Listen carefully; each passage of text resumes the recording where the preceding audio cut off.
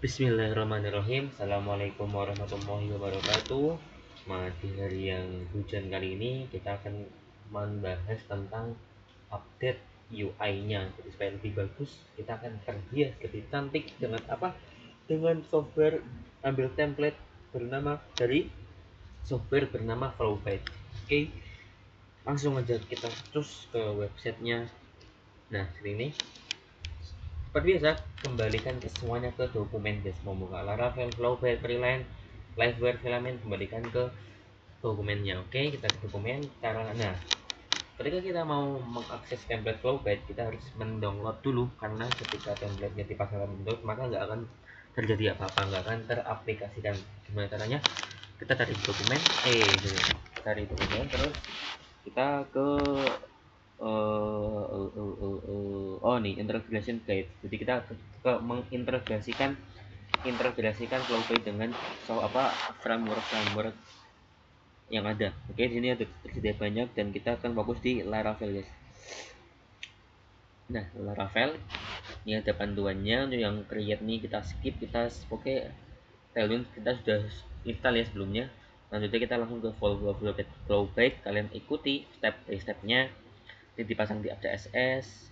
Jadi ada tiga tiga step, 5 step. Nia install di CLI, lalu Nia lang taruh di CSS tempat uh, Tailwindnya apa in the same place with Tailwind. Oke, dan dia nih upload PHP. Oh, ini taruh di layoutnya guys, apa tempat akan apa your layout base nya. Oke, nah ini kalau ini saya sudah pasang ya. Oh iya, sebelumnya setelah kita kan saya udah pasang ya, pokoknya kalian ikuti aja langkahnya. Ini taruh di layout base. Nah, layout base, layout blade. Nah, ini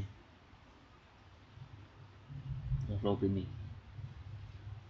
lupa nih, up ss nya juga ditaruh. Flowbit nya ini ada flowbit kan, flowbit juga flowbit. Terus taruh kasus cs nya. Oh, ini belum, nanti ini. Oke, lanjut. Kemudian kita mulai cari apa template nya. Kita ke blocks, bilangnya. Lalu ke cari lagi blue. Oh, ini blue. Nah, kan apa website sederhana yang kita buat kan ada ini, ada dua dua apa ya, yang di halaman upload ya kan, ada dua section. Ada bagian yang umum, yang semua artikel, dan ada yang blog single post lah, single post. Ada yang post banyak artikel, dan nih misalnya kita milih mau apa, ketika kita milih artikel apa read more, atau yang artikel by siapa, atau yang kategori apa, kita kan ada lagi ya. Kita akan pakai dua ini yang untuk yang umum, ini yang untuk yang lebih perinci. Yang mau kita pakai ini, kita pencet apa jadinya, tunggu. Nah, sini. Oke, ini ada blognya ya, blog. Terus nih kita cek ini sudah seperti ini ya, untuk tampilan awalnya. Ini yang nanti yang kita ambil cuma bagian ini aja ya, yang bentuk karnya ini, yang ini kita hapus lagi, kita hapus. Lalu kita kalian pilih showcode. Nah, sini showcode, kalian pilih dulu, kalian apa select all, terus copy ya, kalau copy semuanya, terus ke Laravel, ke apa, yuk ke Laravelnya di layout ya. Bukan di layout, di upload. Nah, ini saya sudah copy ya, sudah copy semuanya. Dan ketika di copy ini, bagian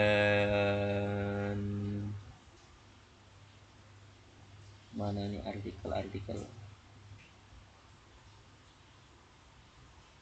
Nah, jadi yang bagian sebelum artikelnya dihapus ya guys. Nah, ini dihapus semua, jadi yang overflow-nya kita hapus. Jadi tinggal sisakan section div pertama, terus lalu artikel, kebetulan artikelnya seperti itu.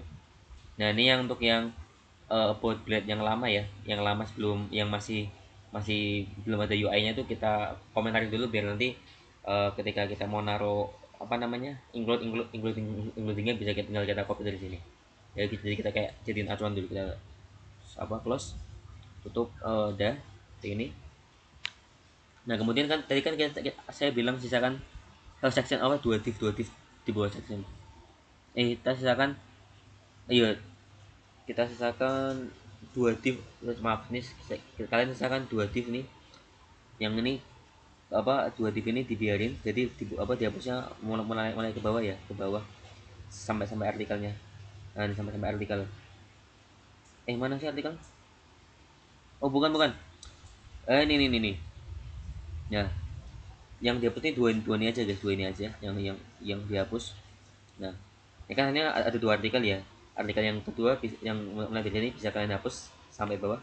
Yuk, kecuali nanti kalau yang close section divnya dihapus juga, nanti tambahin sendiri lah, sendiri. Oke, ini dihapus.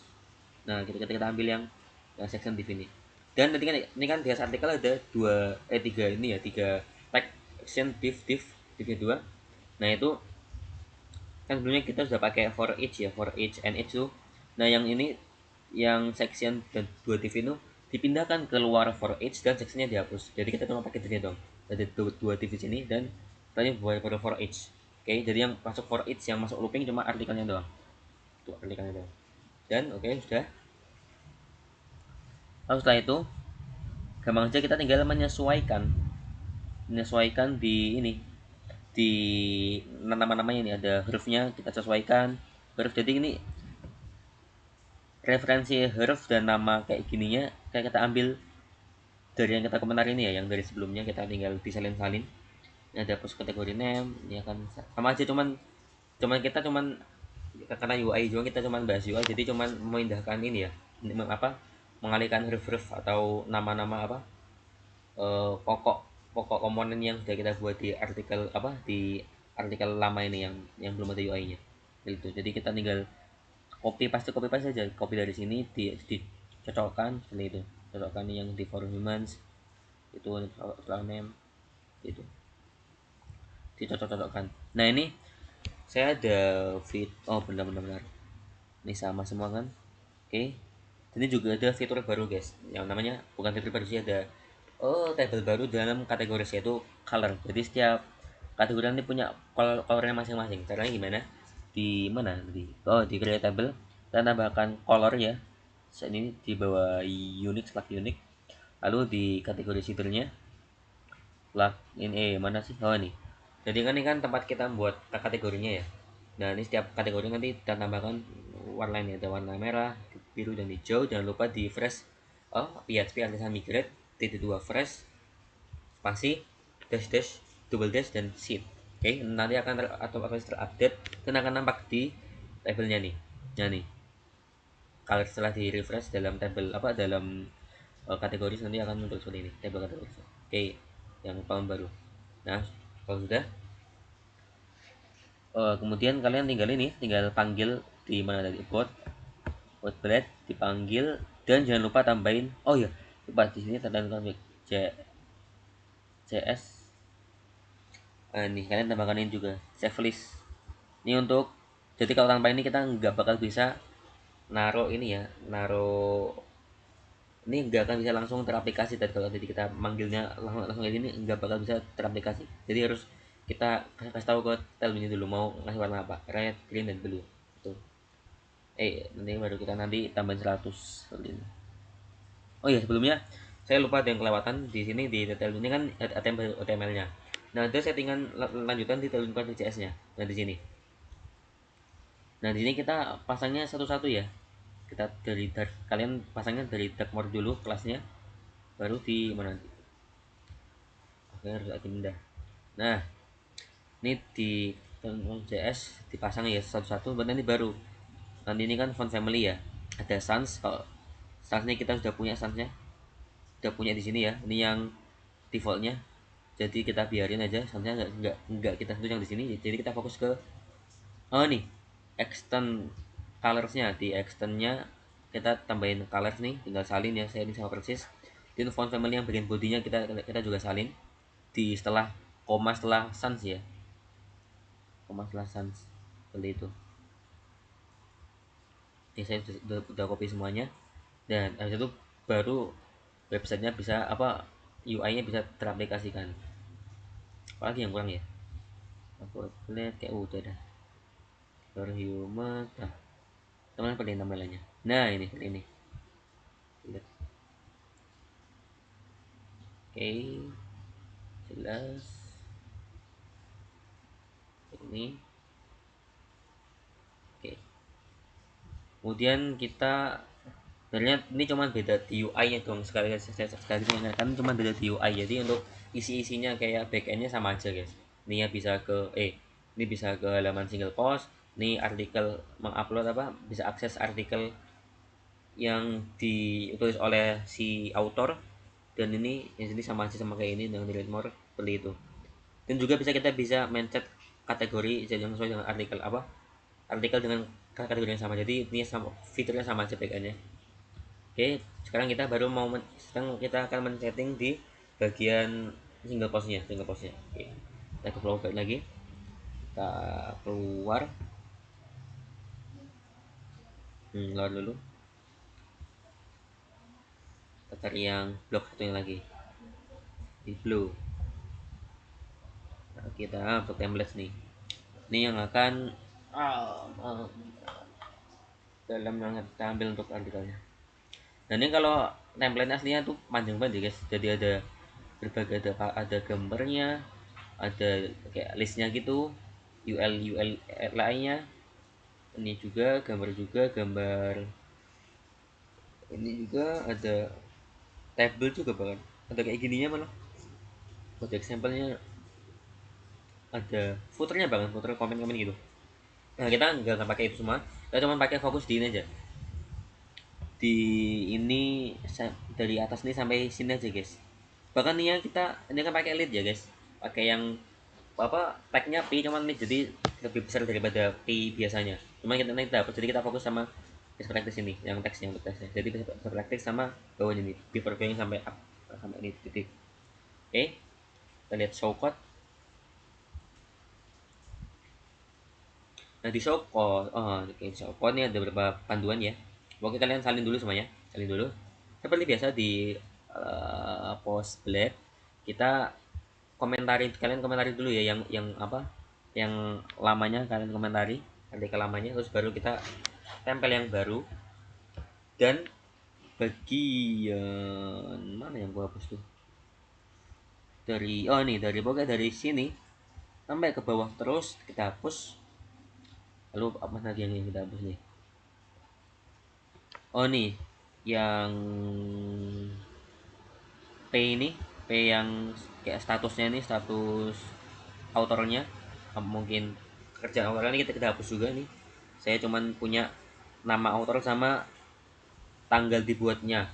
Oke, jadi ini tanggal dibuatnya kita hapus, yang title dan update date time ini kita hapus, kita ganti dengan div humans tuh yang nah ini yang tanggal ini kita hapus.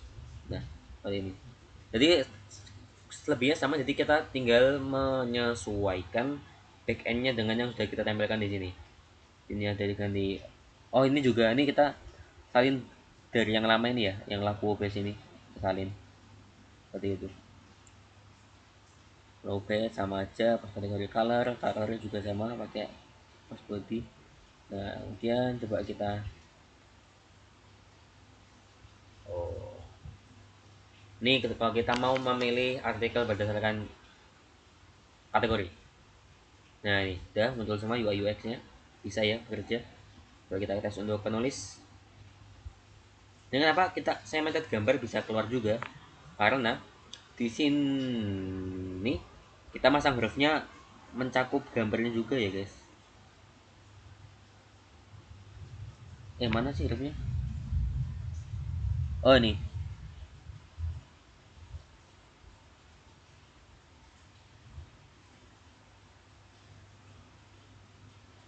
mana ya? Ini huruf nih. Kok nggak ke image ya?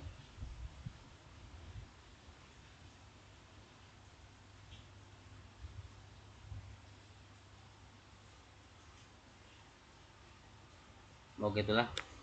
Kemudian ini bisa dah kepilih, lalu kita coba read more, bisa juga seperti ini tampilan. Ya singkatnya seperti ini, tampilan seperti ini. Oke, Kamala seperti prototype seperti itu.